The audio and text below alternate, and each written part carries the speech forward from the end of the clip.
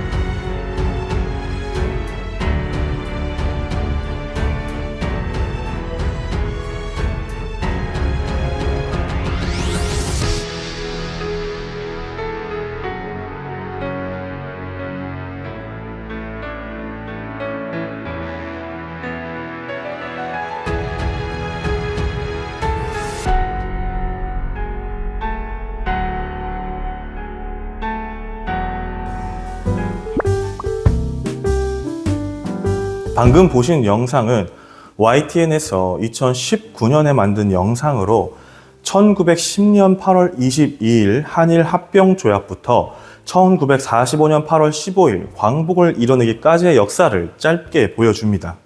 그리고 어제는 우리나라의 79주년 광복절이었습니다. 오늘 말씀은 우리가 이 광복절을 어떻게 기억해야 하는지 또 어떻게 지켜야 하는지 함께 고찰해 보았으면 하는 마음으로 준비했습니다. 이번 광복절은 광복절을 맞이하기 며칠 전부터 굉장히 이슈가 많았던 광복절이었던 것 같습니다. 제가 너무 자세하게 이야기 드리면 정치적으로 비춰질 수 있기 때문에 자제하겠지만 그 점을 고려한다고 해도 좋지 못한 이슈가 너무 많았던 광복절이었던 것 같습니다.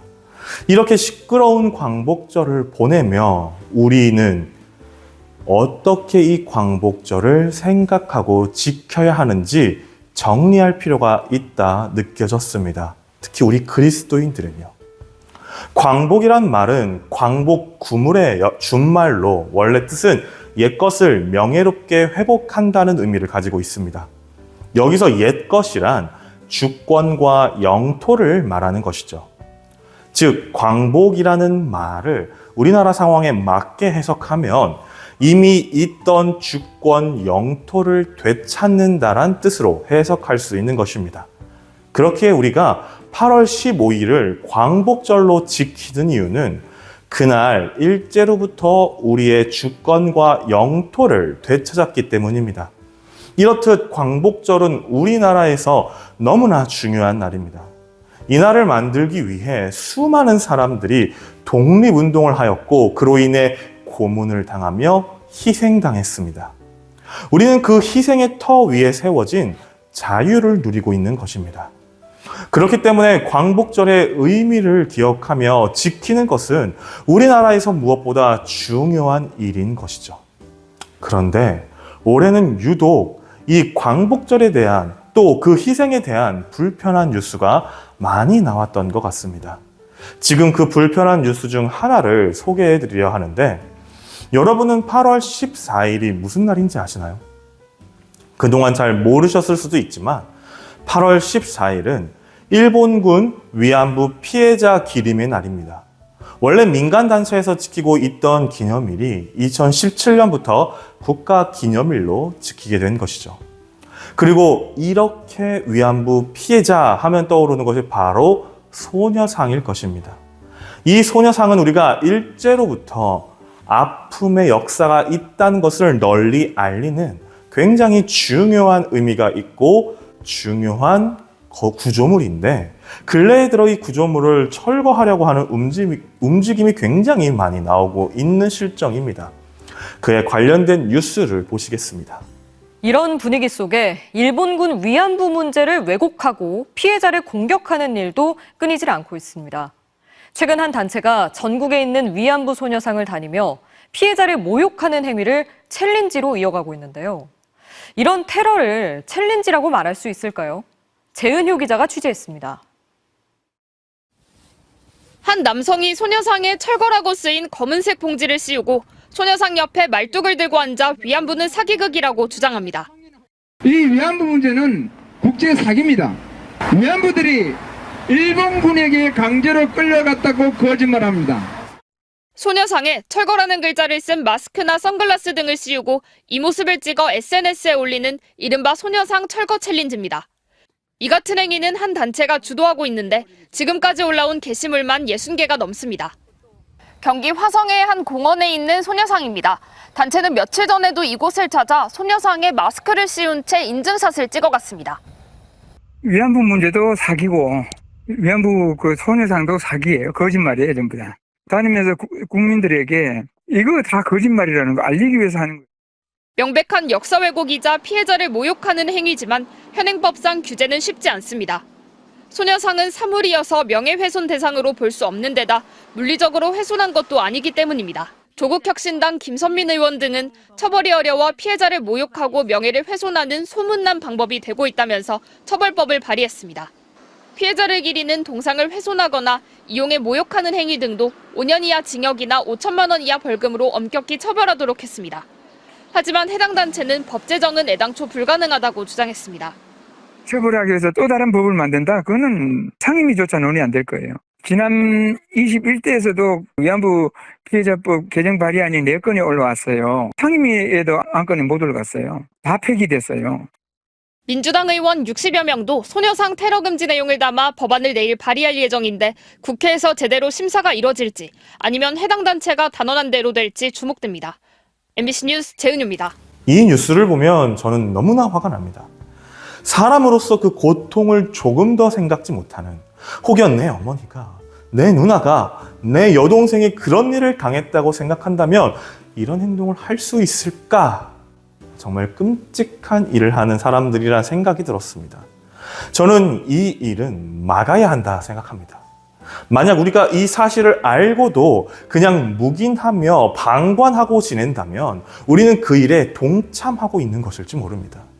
잘못된 행동을 봤다면 그 행동을 하지 못하게 하는 것이 그 일에 동참하는 것이 아니라는 것이죠.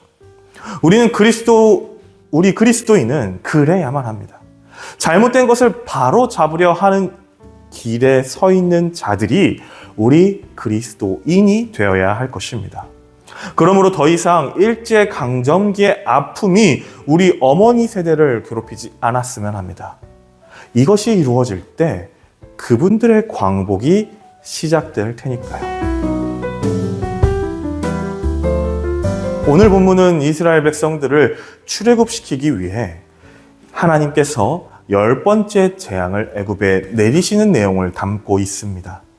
10번째 재앙인 장자의 죽음을 이스라엘 백성들이 피하기 위해서는 문지방에 어린 양의 피를 발라야 했습니다. 그리고 그 피를 문지방에 바른 집들은 하나님의 역사가 그 집을 피해갔죠. 결과적으로 이 10번째 재앙을 통해 이스라엘 백성들은 애굽에서 나오게 됩니다. 그리고 이 하나님의 은혜를 기억하기 위해 지키는 절기가 바로 이스라엘 절기 중 가장 중요한 절기인 유월절입니다. 유월절은 하나님이 자신들의 절망을 알아주시고 그 기도에 응답해 주셨다는 것에 대한 감사가 있는 절기입니다. 그렇게 이 유월절은 이스라엘 백성의 정체성이기도 한 것이죠. 그래서 성경에는 다른 절기보다 이 유월절에 대한 이야기가 많이 나오게 됩니다. 그리고 이 유월절을 통해 하나님이 어떠한 존재인지를 다시 한번 깨닫게 되는 말씀도 역대하 요시야 왕 시대 때 나오게 됩니다. 이스라엘 백성들이 나라를 잃고 포로기를 거쳐 돌아오게 되었을 때 그들은 이 유월절을 통해 자신들의 정체성을 확립했습니다. 그 증거로 신약 시대에서 가장 많이 언급되는 절기가 바로 유월절이며 당시 유월절이 어떻게 지켜졌는지 성경에 자세히 나오기도 하고 예수님께서도 유대인으로서 유월절을 지키시기 위해 예루살렘으로 향하셨다는 말씀이 기록되어 있기도 하죠. 이처럼 유월절은 이스라엘 백성들에게 굉장히 중요한 절기였습니다. 왜냐하면 그들이 이집트의 압제로부터 해방된 날이기 때문입니다. 그리고 그것을 이루신 분이 하나님이시며 이 일을 통해 그들에게 닥칠 미래의 어려움 속에서도 누구를 바라봐야 하는지 깨닫게 해주는 아주 중요한 매개체 역할을 하는 절기였기에 그들에게 유월절을 지키는 것은 곧 하나님의 은혜를 떠올리게 하는 것이었습니다.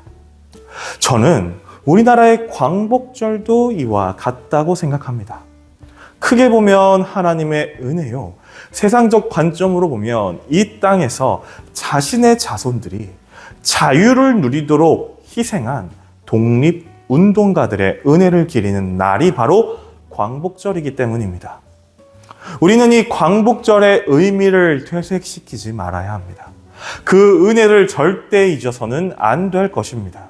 제가 6월 호국보훈의 달에도 한번 이야기 드렸었지만 지금 세대가 해야 할 가장 중요한 것은 과거 나라를 지키기 위해 자신을 희생했던 분들의 그 공과 은혜를 기리며 그분들의 모습을 통해 우리도 그러한 정신을 가질 수 있도록 교육하는 일입니다. 그런데 만약 우리가 올해와 같이 광복절을 지내게 된다면 누가 이 나라를 위해 다음 세대를 위해 희생하려고 할까요? 그 희생과 은혜를 잊어버리며 그 삶이 보잘것없었다는 것처럼 우리가 살아가고 있다면 말이죠. 이번 광복절을 통해 역사를 잊은 민족에게 미래는 없다란 말을 꼭 기억했으면 합니다. 우리에게 미래가 있으려면 우리는 역사를 직시하며 그 역사를 이루기 위해 희생한 분들의 은혜를 기억해야 할 것입니다. 특히 우리 그리스도인들은 꼭 그것을 기억했으면 합니다. 이스라엘 백성들이 유월절을 지킴으로 하나님과 자신들의 관계를 정립했던 것처럼 우리 또한 광복절을 바르게 지킴으로 우리가 누리는 이 자유가 어떻게 우리에게 오게 되었는지를 잘 정립했으면 합니다. 올해는 독도에 대한 문제도 많이 불거지고 있는 것 같습니다. 그런데 이런 시기에 포장지에 독도를 표기한 과자 업체에 대한 뉴스를 접하게 되었습니다. 이 업체의 사장님은 회사가 만든 쌀과자에 독도는 한국 땅이라는 문장을 넣었다고 합니다.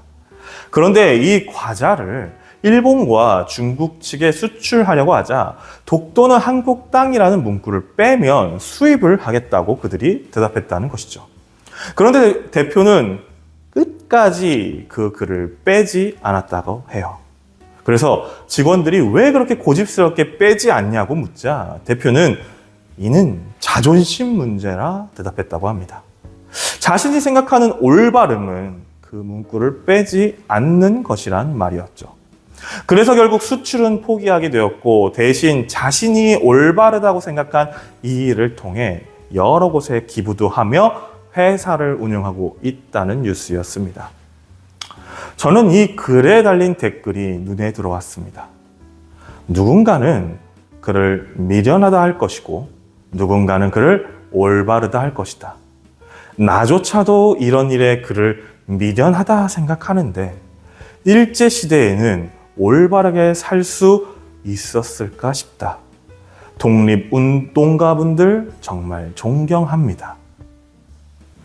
우리는 우리의 자녀들에게 가장 먼저 올바름에 대해 가르칩니다. 자녀가 잘못된 일을 할 때 훈육을 하는 이유도 그 아이가 올바르게 자라길 바라서이죠. 저는 이 뉴스를 접하며 나는 지금 올바르게 살고 있는가? 그리스도인으로서 올바르게 살아가는 것은 무엇일까 생각해 보았습니다. 마지막으로 제가 기도한 후에 짧은 영상 하나를 보여드리려 합니다. 빙그레에서 제작한 처음 입는 광복이라는 영상인데 독립운동가분들에게 AI를 통해 한복을 입히는 영상입니다. 이 영상을 보시며 우리가 할 수 있는 일이 무엇인지 찾아보는 동작중앙교회가 되길 소망합니다. 기도하겠습니다. 하나님 아버지 감사합니다. 역사를 잊은 민족에게 미래는 없다. 이 말이 주는 의미가 우리에게 무엇인지를 다시 한번 떠올리는 광복절이었습니다. 우리가 이것을 너무 잊고 살아가는 것은 아닌지, 우리 이 자유를 누리게 해준 사람들의, 이 자유를 누리게 해준 분들의 그 희생을 너무 가볍게 생각하고 잊어버리고 있는 것은 아닌지 돌아보는 광복절이었습니다. 우리 그리스도인들은 그걸 잊지 않게 하여 주시옵소서. 우리가 먼저 올바른 가치관과 올바른 역사관을 가지고 이 광복의 의미를 되새기게 하여 주시옵소서. 이스라엘 백성들이 유월절을 지금껏 지키는 것은 그들을 애굽에서 나오게 하셨던 그 하나님의 은혜를 기억하기 위함입니다. 우리가 광복절을 지키는 이유가 무엇인지 다시 한번 기억하게 하여 주시고, 이 나라를 위해 희생한 사람들을 기억함으로 우리가 또 비슷한 상황이 처했을 때, 그리고 우리가 힘든 상황이 처했을 때 누군가 발벗고 이 나라를 위해, 다음 세대를 위해 움직일 수 있는 마음을 먹게 하는 지금 우리 세대 되게 하여 주시옵소서. 그리고 그 일에 우리 교회가 동참하게 하여 주시옵소서. 모든 말씀 예수님의 이름으로 기도드렸습니다. 아멘. 아버지가 제수복을 입고 보송절에 꽁꽁 묶여 있었고 발에는 그 새우랑을 쳤고 저는 굉장히 놀랐죠. 아버지가 한 발자국 다가오시더니 아버지 다녀오마 이렇게 이야기하셨다. 그게 마지막이었어요.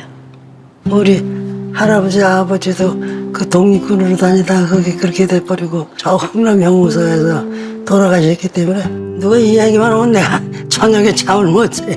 오늘도 저녁에 잠자기 틀렸어요. 내가 증조 할아버지께서 일제 결국에 발각이 돼서 수감이 되시잖아요. 그리고 몸이 안 좋아지셔서 결국에 돌아가시게 되고, 죄수복을 입고 있다는 그 이미지에서 결국 벗어나지 못하게 된다는 게 정말 너무나도 슬프죠. 광복을 맞이하지 못한 채 차가운 옥중에서 생을 마감한 독립운동가들. 그로 인해 그들의 마지막 모습은 옥중의 죄수복 차림으로 남아 있습니다. 독립운동가 캠페인을 준비하면서 옥중에서 순국하신 독립운동가분들에 대해서 알게 됐습니다.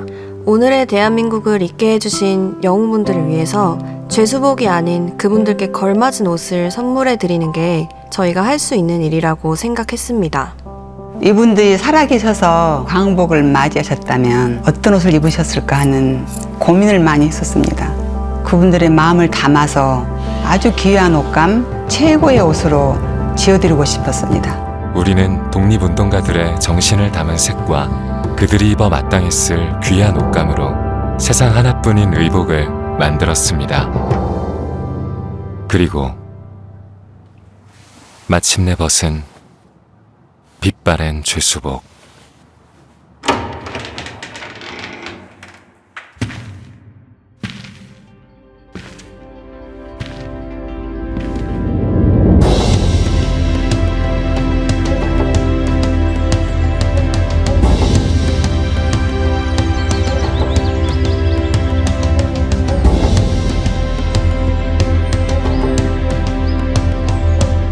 아버지가 쓴 시 청포도엔 이런 구절이 있어요. 내가 바라는 손님은 고달픈 몸으로 청포를 입고 찾아온다고 했으니 이제야 청포를 입고 나를 찾아오셨네요. 할아버지 한복 입으셨어. 우리 할아버지가 돌아가셨어도 손자들이 이렇게 많구나 그런 생각을 하고 있어요. 아, 참 너무나 고마워요.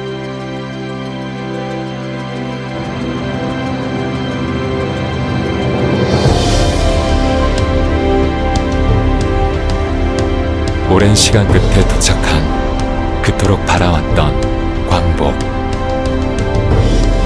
빛을 되찾은 독립운동가들의 모습은 후손들의 품으로 전해졌고 그들의 마지막은 죄수복이 아닌 광복을 입은 모습으로 남을 수 있었습니다. 우리들 마음속 독립운동가들의 마지막은 자랑스러운 이 모습으로 기억될 수 있기를 바라며 광복을 전해드립니다.